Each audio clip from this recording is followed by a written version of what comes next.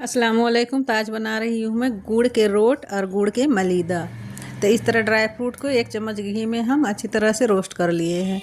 तो रोस्ट करने के बाद इसमें हम डाले हैं ड्राई फ्रूट में जितना भी आपको चाहिए आप डाल सकते हैं। मेरा है काजू है, बादाम है, मूंगफली के दाना है, नारियल है, ये सबको हम रोस्ट कर लिए हैं। अब इसमें हम पानी डाले हैं वही कढ़ाई में और इसमें हम गुड़ डाल देंगे। गुड़ अच्छी तरह से पूरा बन जाएगा, उसके बाद निकाल लेंगे। इधर हम आटे की तैयारी करते हैं। चलिए, 2 कटोरी आटा है, 1 कटोरी सूजी है और 1 कटोरी थोड़ा सा कम है बेसन और 2 चम्मच घी। इसको डाल के अच्छी तरह से हम लोग मिला लेंगे।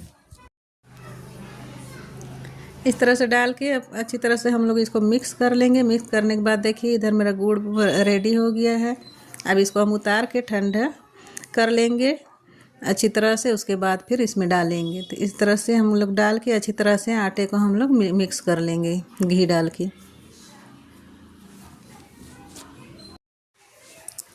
तो इस तरह से मिक्स कर लिए हैं। मिक्स करने के बाद थोड़ा सा हम इससे निकाल ले रहे हैं। इसको हम चीनी वाला मलीदा बनाएंगे। तो इस तरह गुड़ ठंडा हो गया। अब इसको डालेंगे सारा गुड़ का पानी आटा में। लोग थोड़ा थोड़ा करके डालेंगे, नहीं तो गीला भी हो जाएगा। तो इस तरह से थोड़ा सा भी पानी डाल के इसको हम इस तरह से मिला ले रहे हैं। मिलाने के बाद फिर इसमें हम लोग डालेंगे जो ड्राई फ्रूट रोस्ट करके रखे हैं उसको डाल देंगे और इसमें थोड़ा सा डालेंगे अच्छा फ्लेवर के लिए सौंफ।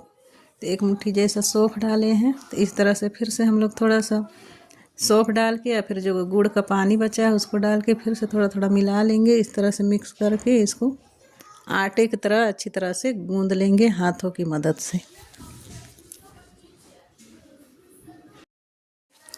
तो इस तरह से गूंद के अच्छी तरह से 1 या आधे घंटे के लिए हम रख देंगे। अब इसको हम ले लेते हैं। इस तरह से लेके और इसको हम एक रोटी की जैसा मोटा थोड़ा सा बेल के बनाएंगे मालीदा। तो इस तरह से फिर इसको हम ले लिए हैं। लेने के बाद देखिए इस तरह से तोड़ लेंगे। देखिए इस तरह से अपना हथेली से स्लेब साफ कर लीजिए अच्छी तरह से। उसके बाद फिर इस तरह से हम बेलेंगे। हाथ से पहले इसको इस तरह से कर लीजिए, उसके बाद फिर बेल लीजिए। बेलने के बाद दोनों तरफ से हम इसमें डाले हैं तिल। तिल डाल के तावा पहले गर्म होने के लिए चढ़ा दिए थे, फिर जैसे तावा गर्म हुआ डाल दिए। अब ये बहुत ज़्यादा सॉफ्ट बनता है, इसीलिए पलटने के टाइम टूटने का भी डर रहता है। तो इसको अच्छी तरह से पलट लेंगे। टूट भी जाएगा तो कोई चिंता की बात नहीं है, क्योंकि इसको हम लोग मालीदा बनाएंगे। तो इस तरह से हम एक साइड से पलट लिए हैं। उसके बाद इसमें भी डालेंगे हम घी और अच्छी तरह से दोनों तरफ से लट पलट करके सेक लेंगे।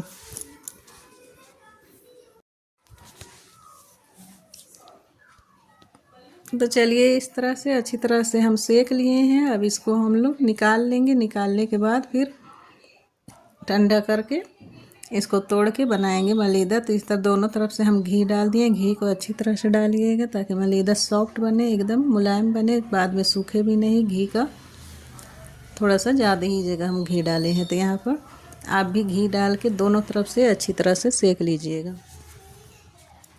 तो इस तरह से निकाल लिए एक प्लेट में। अभी गर्म है, इसको हम अभी तोड़ के रख रहे हैं। जैसे ठंडा होगा तो फिर इसको हम मिक्सर में, जिस तरह चीनी वाला मलीदा बनाए तो वैसी तरह हम मिक्सर में इसको चला लेंगे। तो इस तरह से मिक्सर में चला लिए हैं। देखिए कितना अच्छा, कितना सॉफ्ट बना है। इसमें भी 1 चम्मच घी डाल के अच्छी तरह से मिक्स करके डब्बा में भर के रख दीजिए सप्ताह के दिन के लिए, 10 दिन के लिए। कुछ नहीं होगा, इसका टेस्ट में भी फ़र्क नहीं पड़ेगा। बहुत अच्छा और मज़ेदार बनता है। तो चलिए हम लोग रोट का तैयारी करते हैं। तो इस तरह से रोट के लिए भी ले लिए हैं। अब इसको हम अच्छी तरह से बेल लेंगे।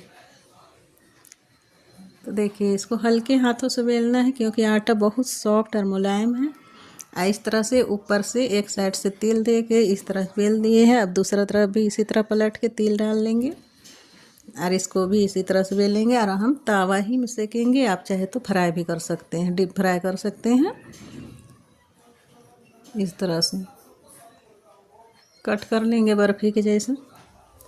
अब सारा हम लोग ले लेंगे, एक प्लेट में निकाल लेंगे। इसी तरह से सारे रोट को बेल के अच्छी तरह से सबको एक जगह रख लेंगे। उसके बाद फिर इसको हम इस तरह से फ्राई करेंगे तावा में। तो तावा में हम घी डाल लिए हैं। घी डालने के बाद एक एक करके सारा रोट को हम इस तरह से रख देंगे। चारों तरफ से फिर इसको भी शुरू में अच्छी तरह से गरम कर लेंगे तवा को। तवा गरम हो जाएगा, उसके बाद धीमी आंच में सेकेंगे हम लोग रोट को। तो इस तरह से घी डाल के दोनों साइड से हम लोग धीमी आंच में धीमा धीमा सेकेंगे ताकि अंदर से कच्चा न रहे। बहुत सॉफ्ट और मुलायम बनता है ये रोट और खाने में भी बहुत मज़ेदार लगता है। तो इस तरह से सेक लेंगे धीमी धीमी आंच पे। ज़्यादा हाई फ्लेम पे हम नहीं सेकेंगे। आप भी मत सेकिएगा, न तो नीचे से पूरा जलने जैसा हो जाता है और अंदर से कच्चा रहेगा। तो इस तरह से सारा सेक के हम निकाल लेंगे गुड़ का रोट। बहुत टेस्टी और मज़ेदार।